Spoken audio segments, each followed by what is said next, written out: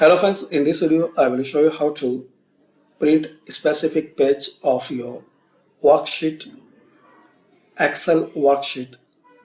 So just click on File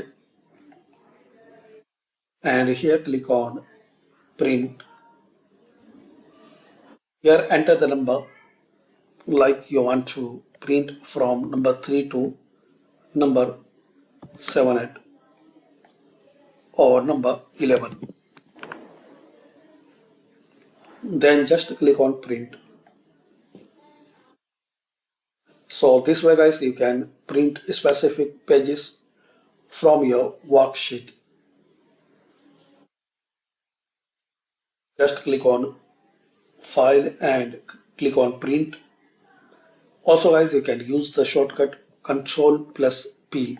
Click anywhere and press Control plus P. So you will see this option. Customize and print it.